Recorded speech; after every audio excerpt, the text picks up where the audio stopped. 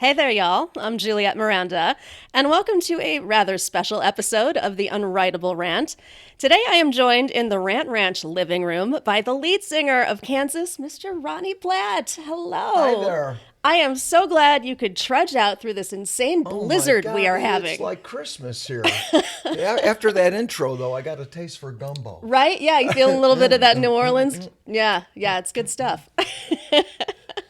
So I gotta say, you have just the coolest story I can think of. I mean, truly, you're kind of like that embodiment of the movie Rockstar. So I've never heard that before. never once. No, I know. I'm so original. But I gotta know, tell me, how do you go from playing the Chicago club scene, opening for Kansas, to becoming the singer at Kansas? How do you...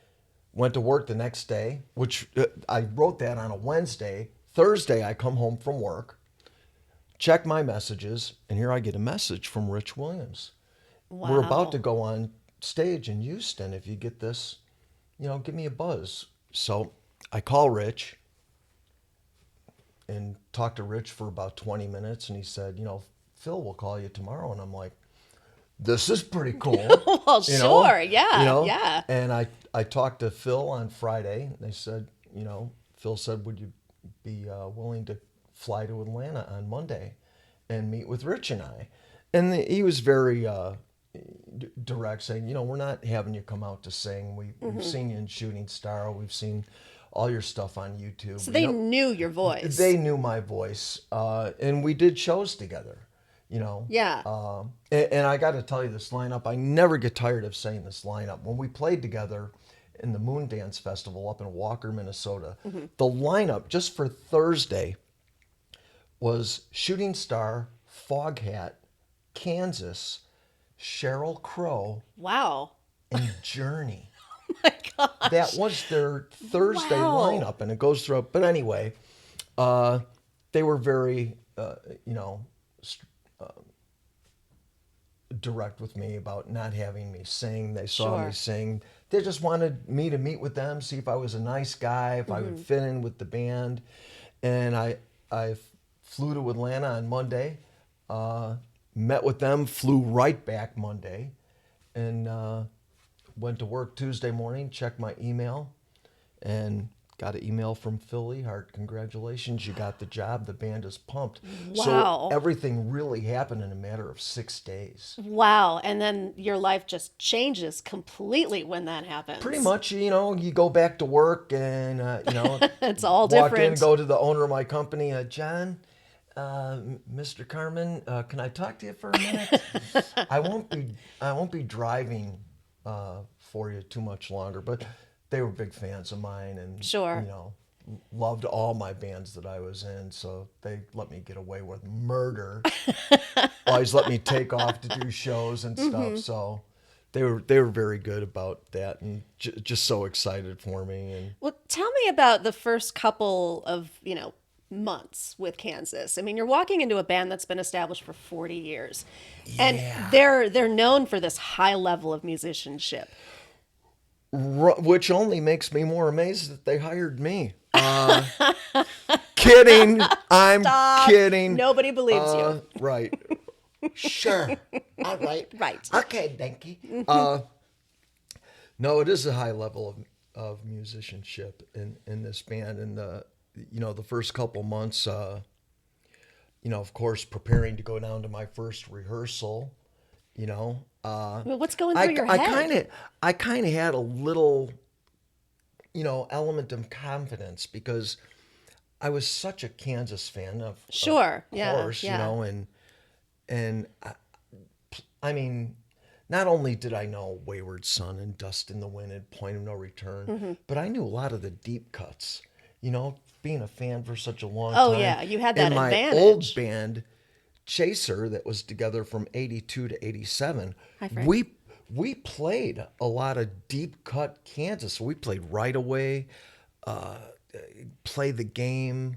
So I knew the music. Yeah. Yeah. It's not like you're walking in blind. So it's not like I'm, learning a band's music that I didn't know. Right. And then keeping my fingers crossed.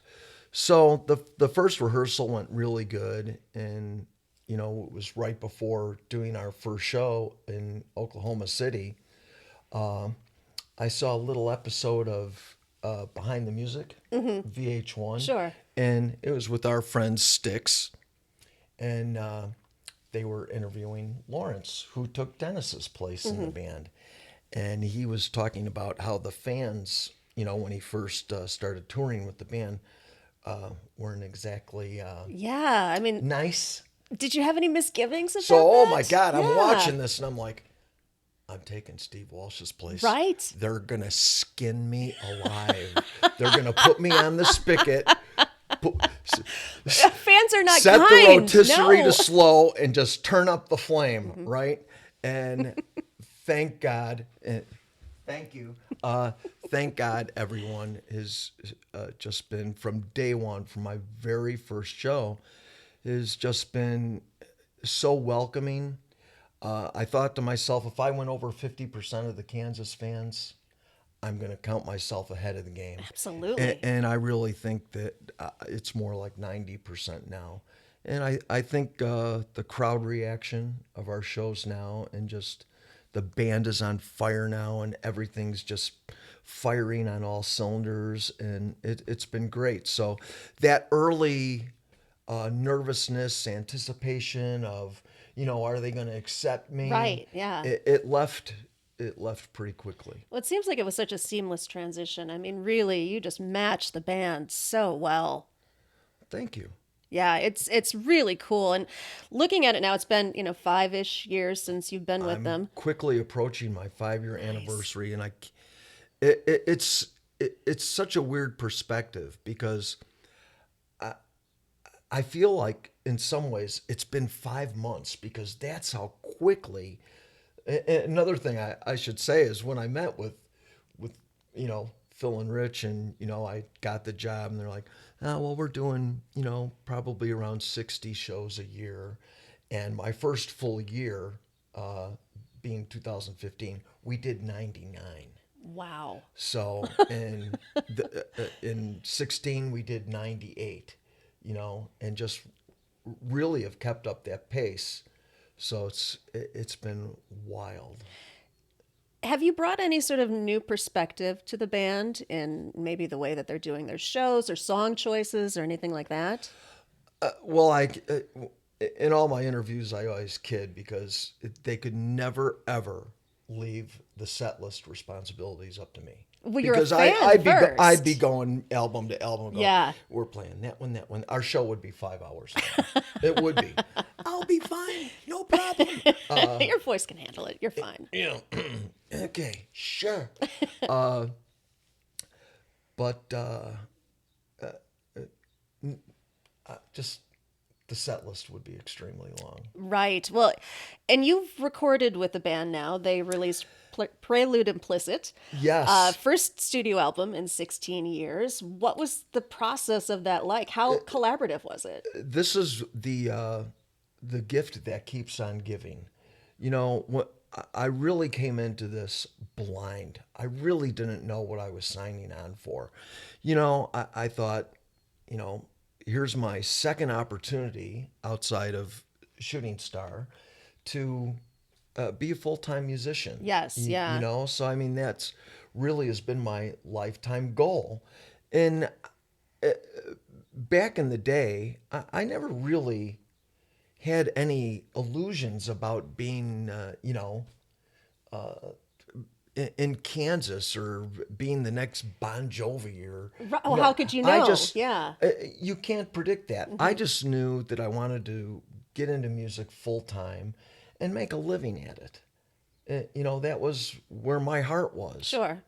So, I'm losing my train of thought here. Well, how does that bring you to the point where, you're sitting down with Kansas and you're talking about releasing this new studio album? What was your role in that?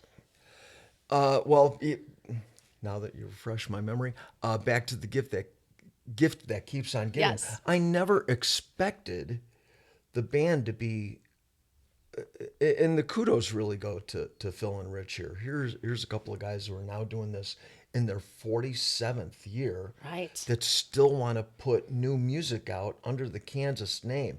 I never expected anything like that. So just to be informed, notified that, hey, we're going to do a new studio album, like, oh my God, I'm going to be able to sing on a studio album of original Kansas music. I'm like, I'm creeping up on John Elefante here. John, I got more time than you now. So it was really something I didn't expect.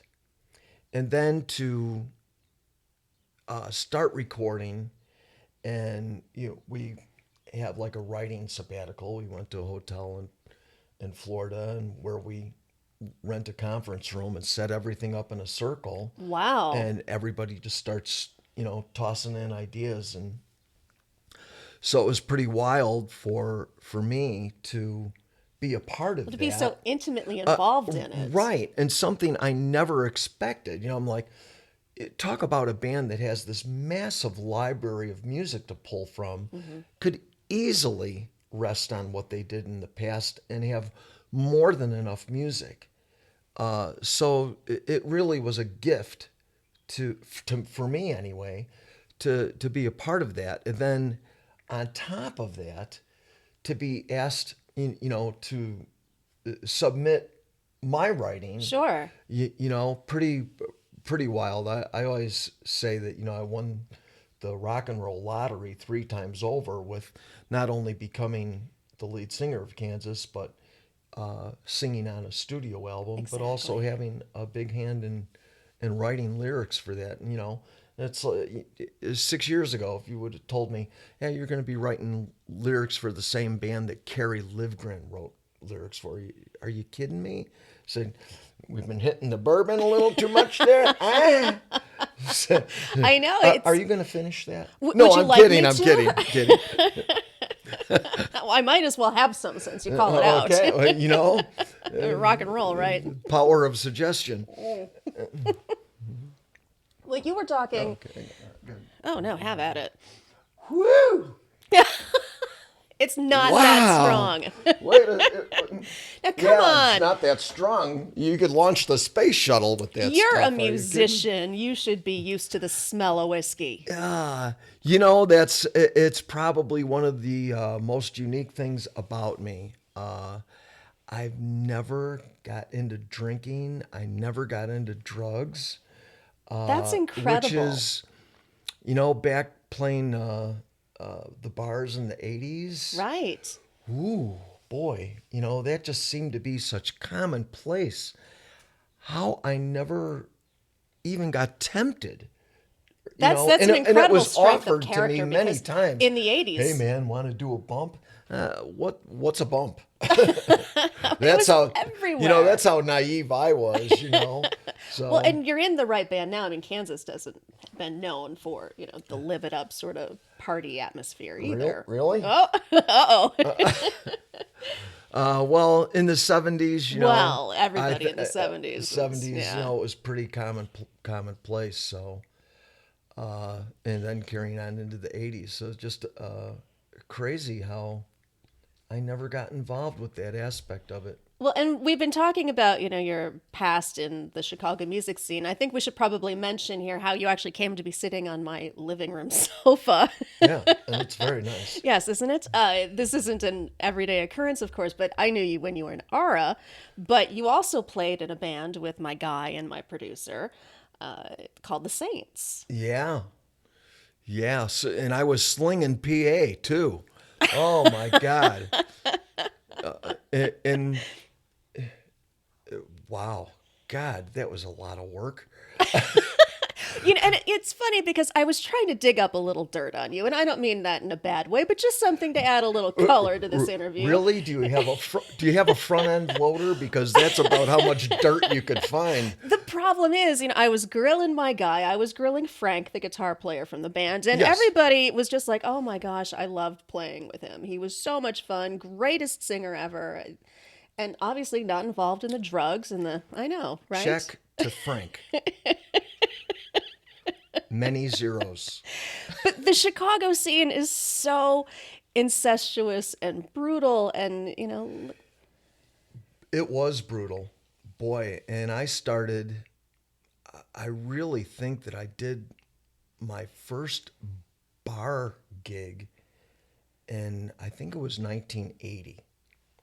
So I was only 18, maybe 19. And right at that time, when I first started playing the bars, Illinois had just raised the drinking age to 21, Oh, yeah. but it was still 18 in Wisconsin. Yep, cross the lines. So all these over the border bars opened up. Do you remember that? I mean, it was crazy. Yeah. So it seemed like I got into my first bar jobbing band by the name of Lazy, taken after the Deep Purple song. Oh, Lazy. I got it, yeah.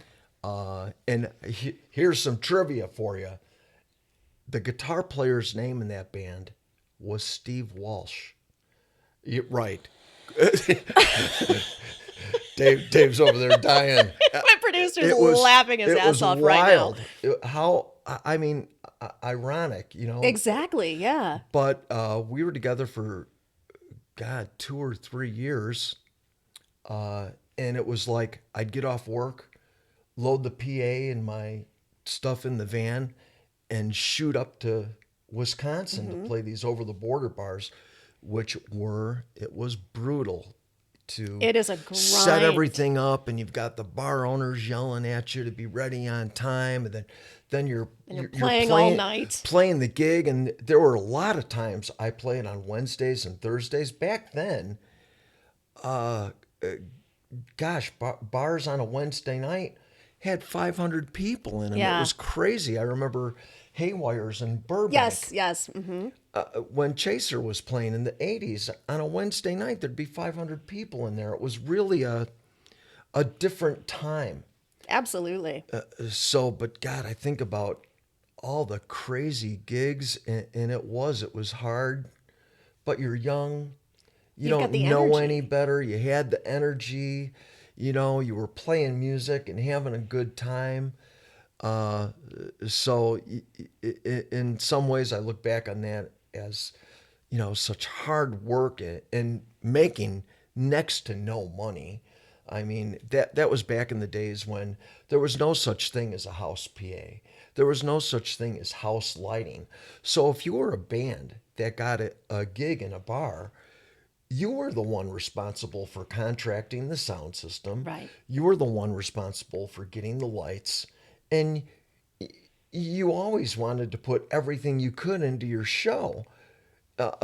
Unfortunately, you ended up giving your pay at the end of the night to everyone else. Exactly. It's not easy. Hey, we got enough left for White Castle. Let's go get some sliders. I mean, that was the story for the longest time.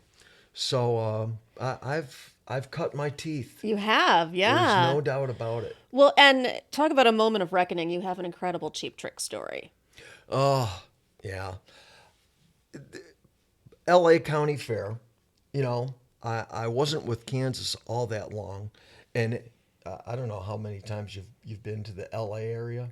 I used to live there. Oh, my God. So you know the traffic. I know the traffic, yes. It was a 2.5-hour drive to the gig. Oh, I know. in beautiful LA trip. But we played the LA County Fair with Cheap Trick. And I had never met them before. And just, they're from Rockford. They're neighbors, just about neighbors.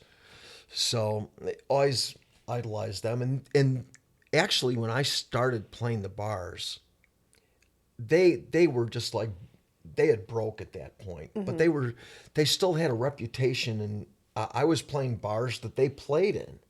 So you're talking late 70s, 79, sure. 80 when I was playing these bars that they actually played in. So it's like pretty cool to, I remember Synergy put in a bunch of carpeting that matched one of Rick Nielsen's guitars. It was wild. So it was pretty cool. But we're playing LA County Fair, and Kansas played, and the dressing rooms were pretty far away from the stage because it was on a racetrack, and they had this big giant stage set up in front of the grandstand.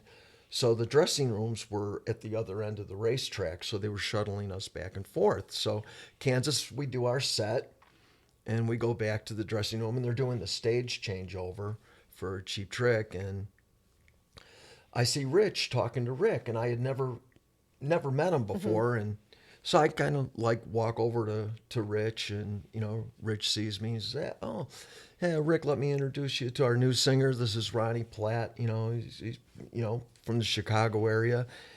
And Rick looks at me and he goes, "You had a real good Yes band back in Chicago," and I die. I'm like, "Oh my God." Wow. How would he? And He was aware of it. He was aware of this. Yeah. And I was in a band Drama from '87 to '90, and 95% of our set was all Yes music, and great band, great players. I mean, the players in that band were just a cut above. Really, to play Yes music, you have to be. You do. It's quite the challenge. So, I'm just absolutely floored that Rick says this to me. And I say, and just at that time, Robin's walking out of the trailer, in his full-blown white leather policeman's outfit. In It's LA like heat. it's 90 degrees in LA, Oh, and sweat. and I say to Rick, I say, yeah, that was quite a while ago. I appreciate you, knowing that. But for the longest time, since then, I've been in a cover band named Ara. And right there, he turns to Robin and he goes, "Robin, this was the guy in the band we used to make fun of their name in the Illinois Entertainer all the time, Ara." And they look at each other and they're going, "Ara!" They had And an inside joke about your freaking band. I am freaking out that they know this. Never met them before. Couldn't be nicer guys. Oh, that's fantastic. More down to earth guys. And just, I mean, what a surreal moment that was, and what a pleasure playing with them. I mean, Absolutely. they're just, all their music, and it was just, then at LA County Fair, there's only a zillion people there, so it was just, Well, yeah. it was great. It was a lot of fun.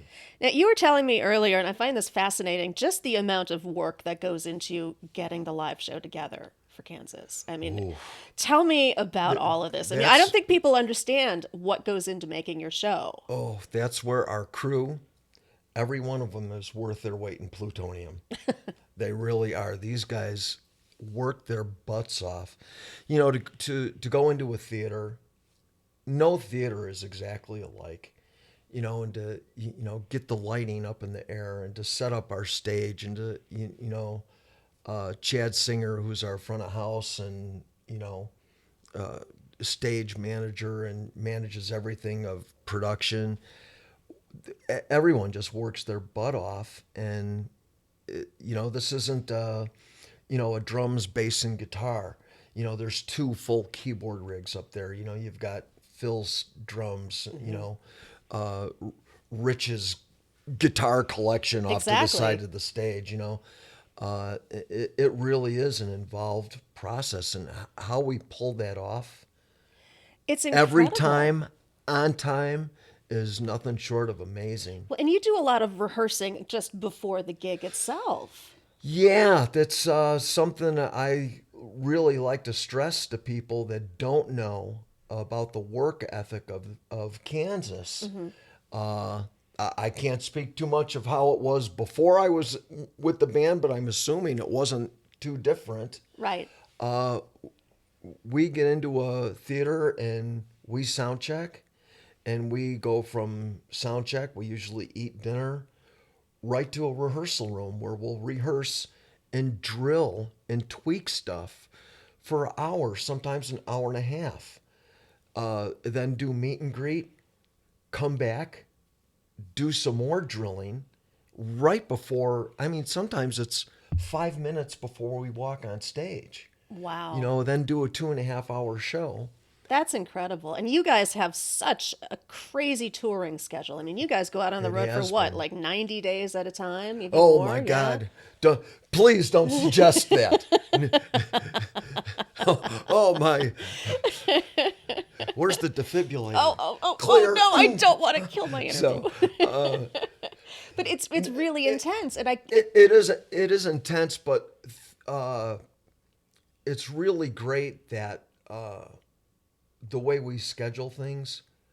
Most of the time, I'm home on a Monday or Tuesday, so enough time to do laundry and go back to the airport. oh, there you go. Open up the garage, look at the Harley, have a good cry, Sure. shut the garage door, go back to the airport. So, Is this in rock and roll lifestyle what you expected? oh no, no.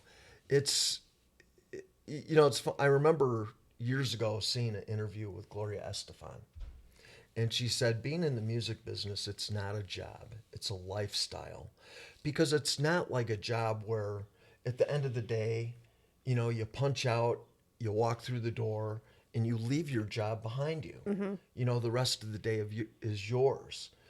It's always with you. There's always something. If you're not, typically, if I'm not on the road playing, I'm at home thinking about all the music that I need to work on. Right now, we're in the process of doing another studio album. Oh wow! So, I mean, just in the time I've been in the band, we had the Prelude Implicit, we had Left Overture Live and Beyond. Now we're working on another studio album. There's always something to work on. And don't shed any tears. And I don't mean this in a bad way, but I always feel, I'm playing with guys that have been exceptional musicians their entire lives. Their level is extreme. So I've lived a double life most of my life, being a musician, but also driving a truck. So I always feel like I'm playing catch up, trying to get my chops up. And it's hard as far as my keyboard playing, of which now with the addition of Tom Brislin, after seeing him play, I went home and I burned my piano. Really. I mean, Tom. Calling up your old teacher. Yeah, Yeah. right. So I'm always concentrating on trying to do whatever I can. And on top of that, trying to keep my voice in good condition. Sure. And it's, a voice is a fickle thing. And I just watched the interview with Steve Perry. He was on Access, and he's talking about the things that he said I could relate to so much, because it's strange how I could feel great and just have my energy just up, walk out on stage, and your voice isn't being cooperative. And there's times when I've felt lousy, just dragging butt, get up on stage, and I'm singing like a bird. It's hard to, no matter how well you take care of yourself, the voice is a fickle thing. So it's a hard thing to keep up with. That's got to be. Do you sing at all? Do you sing? No, I don't. I like to think that I do. All I know, but... if I was drinking that, I'd be singing. I'd be singing for Molly Hatchet if I was drinking. I'm traveling down the road. That's what I'd be singing if I was drinking that. Maybe I should give that a try. I'm telling you, a couple more of those. Molly Hatchet. Juliette singing for you now. Well, I think that commitment that you have to the perfectionism, to being your best, and being in the band like that has made it so personal to fans. They get something out of it, and it feels like this real connection. I think it's one of the things that have won the Kansas fans over, and I think they realize that, boy, when I step up to that mic, I am giving every ounce of my soul into this music, not only to please the audience, but I have a bar that I set for myself. And from day one, it's always been my thought, I always want to be better than my last show. Yes. Even at age 57. See, I had a little frog in the throat. 57. Oh my God. I'm still concentrating on being better and just getting my chops up and my voice being better. And I think the Kansas fans recognize that and appreciate that, and know that I have just such a huge respect for the music. Absolutely.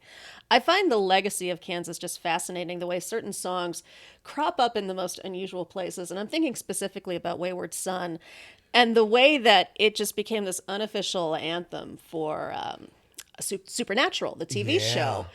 And I'm just blown away by that Comic Con experience that you I'm guys still had. blown away by You it. got to tell me about that because I saw the video, I saw the fans, and Probably the most amazing thing about that is how did they keep it secret? right. I mean, I that mean, was crazy. we knew that we were doing it, and come on, this world that we live in of instantaneous information, one person says one thing to another, and 1,000 people know it Everybody 1 minute later. How they kept this secret was amazing. It really was. And we sound checked there the night before. And it was so funny because all we did was a condensed version of Wayward Son.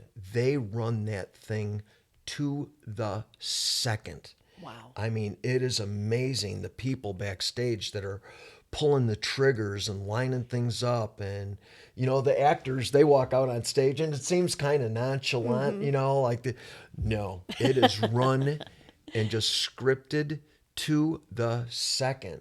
So it was so wild to sound check there the night before. How nobody leaked that That's was amazing. incredible. Yeah. And we used stage monitors, which in today's technology we all use in-ear monitors on stage, which is the best invention since sliced bread in my book. So to use floor monitors in an open mic was kind of an environment that we weren't used to, especially me, Sure. since I'm singing. So we're sound checking, and the monitor is like ripping my head off. It's so loud when we sound check, and and the tech is like, hey, is that going to be good for you? And I'm like, oh my God, it's ripping my head off. It's great. The next morning, and I think it was like about 11 o'clock when we did this, 11 o'clock in the morning, and I'm singing Wayward Son, right? And the crowd was just, the only way I can equate it was the Beatles on Ed Sullivan. Whoa. It was, you know, they did that trailer where they show the guys in the car, Yeah. and then he whips up the cassette deck and it says Kansas on it, and puts it in, and then boom, the lights come on, and we're standing there, and the people just freak That's out. so and cool. and the thing is, that Supernatural, it was unofficial adopted theme song, Wayward Son, and it was such a younger audience, that, you think about, Kansas, what Left Overture coming out in 76, Point of No Return 77. If you were 20 years old back then, do the math. Exactly. So to see these kids, I say kids. I get it. Kids Yeah. in their teens, 20s, and 30s that were Different just audience. hardcore Comic-Con. Yes. And most of them are dressed up in wild outfits and stuff. To just see them go nuts when Kansas played, it was like, and it was so funny where that monitor was just blowing my head off.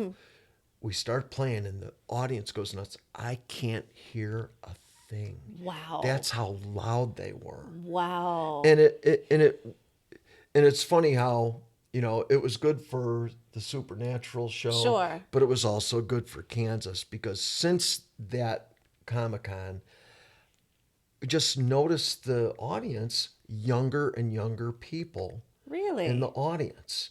It's like they recognized who Kansas was and got more interested about the Yeah, band. that I was talking to Chuck Negron from Three Dog Night, and he said almost the same thing, that the audience is changing now, that he's getting Yeah, younger people in because they hear, like Mama Told Me Not to Come in right. movies, and then they start digging into the band. I love that it just spans generations like that. Music is just so It, timeless. it kind of restores my faith in the youth of America. I love hearing that.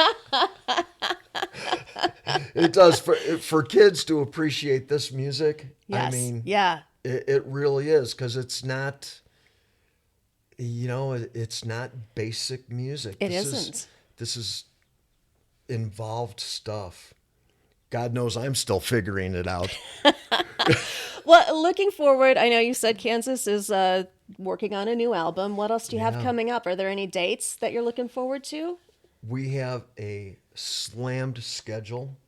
I know what we have on the website is pretty far in advance, but I know that right now we're booked to the end of May, probably beyond because I haven't had an update lately from the management office. But as far as I know, we're booked through May of 2020. Wow.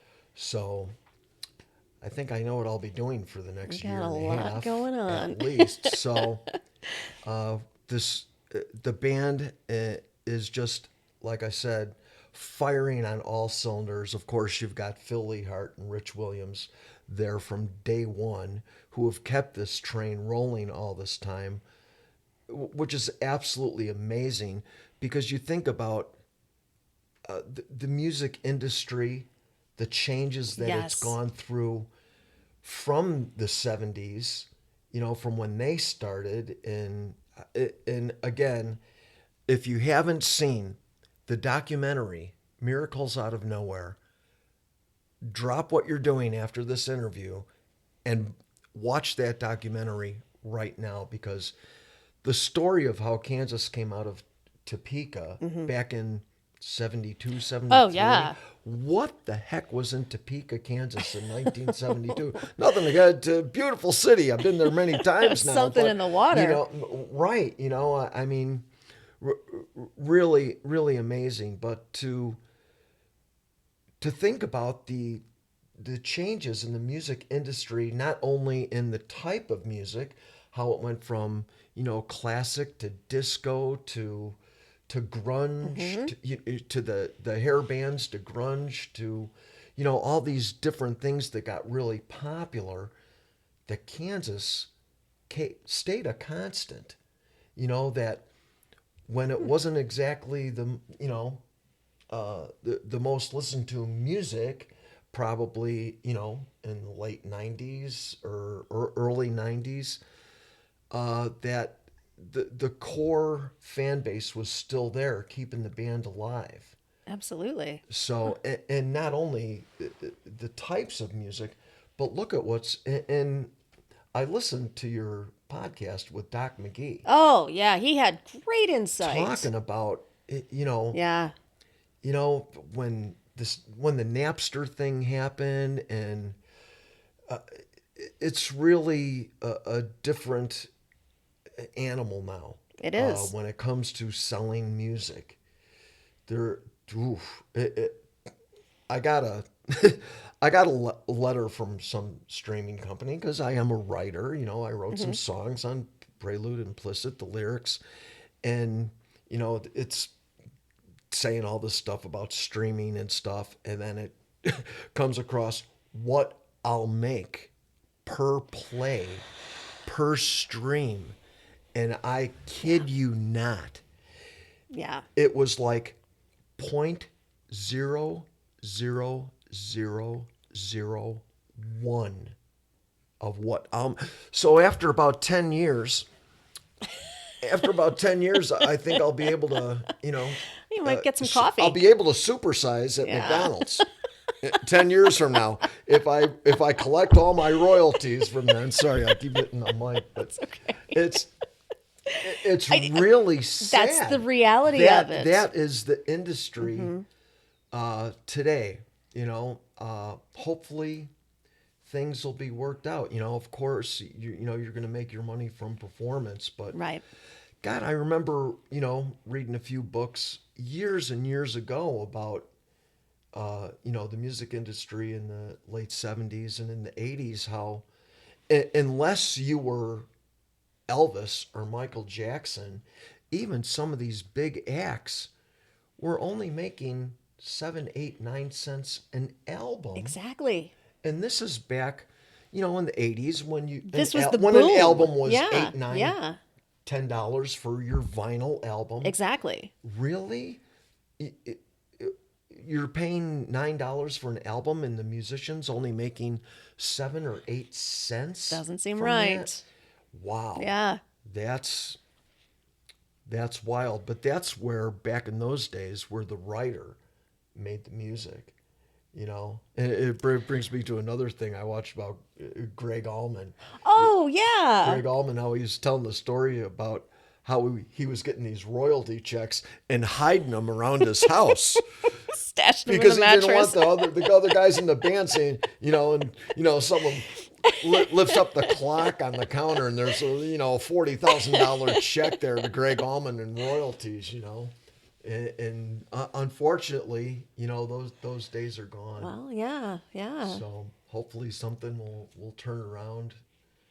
Well, I think that's just a testament to the dedication that it takes to be a musician and to be out there performing every night Yeah. and putting the work into it. I mean, Yeah, it's a labor of love. It's what is your motivation for becoming a musician? Exactly. When you're young, for me anyway, growing up, it was always music. I mean, my mother, who is What it? in the world are Come on those? in. Welcome to the Rant Ranch living They're room. ripping out the drywall next door. When I'm done with this interview, I'm going to give them a hand. I got my sledgehammer and my crowbar in the truck. It's actually poltergeist. Oh, okay. Come into the light. So, We'll break out the Ouija board later. oh my God. Okay. But yeah, I mean, craziness, your craziness. motivation as Yeah. a musician has been very pure, I think. I think so, because music has always been around me. So it just seemed like something that was always there. Then, my sister's 4 years older than me. And when I was a kid, she brought home an acoustic guitar and probably played it for, a couple weeks before I stole it from her and wanted to give it back. And I started playing, and then a boyfriend of hers back then, said, boy, you seem like you'd be a good bass player. A week later, I had a bass guitar, sitting, and I love telling this story. I used to sit in my sister's bedroom because she had the nice stereo, Oh, the Panasonic with the fancy tuner, one. the 8-track, yes. and the turntable on the top. So I would sit on the floor and play my bass to, oh my God, how funny. I mentioned Foghat earlier. She had Foghat, Fool for the City. She had all these Chicago albums that I just fell in love with everything Chicago did. And just that was how I spent my That was time it. as a kid. Yeah. Was, playing and going out and playing sports and stuff. And, after a year of football in high school, I said, you know what? A music career is a lot more safer. Much safer playing music than I think it depends football. on the band, actually. But Yeah. Yeah. So, or the football team. Good point. Good point. Oh my God. So, but Well, it seems to have worked out pretty well.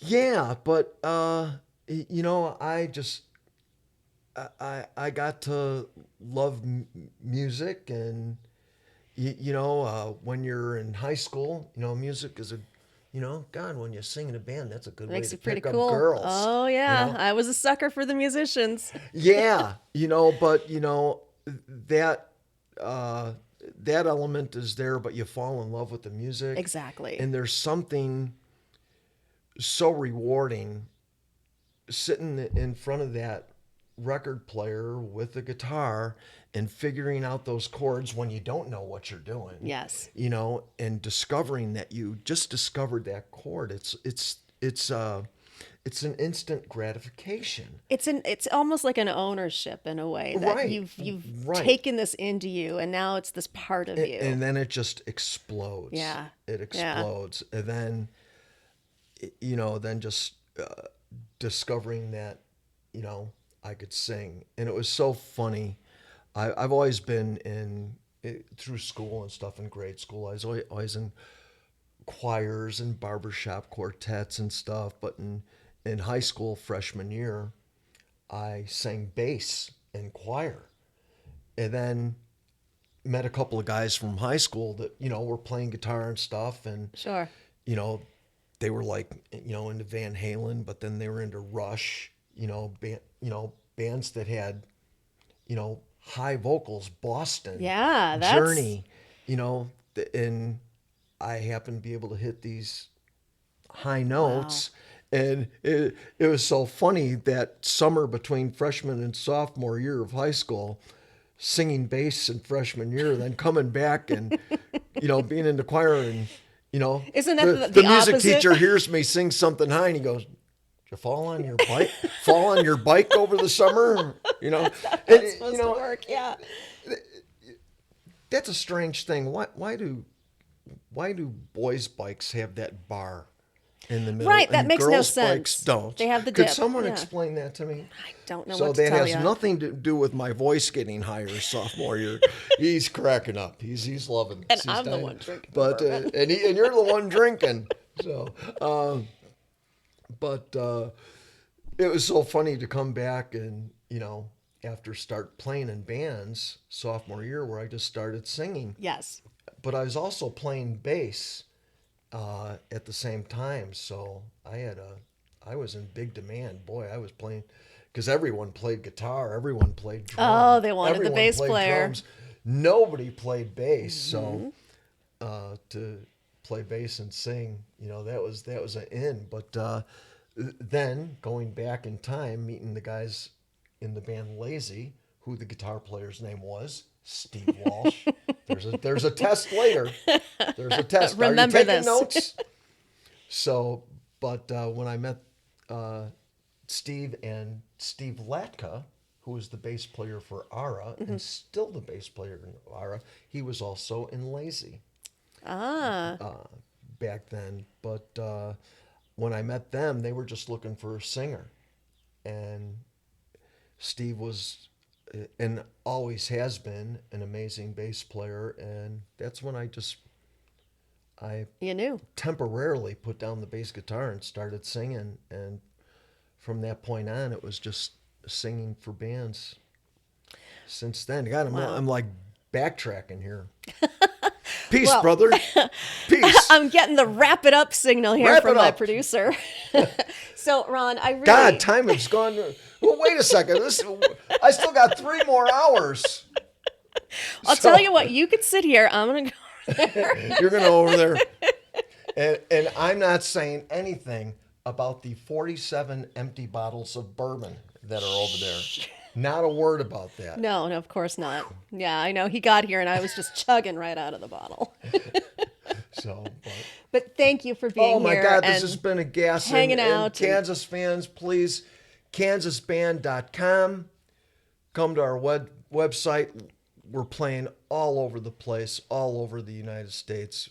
Booked like crazy. Please come see us. This band is on fire.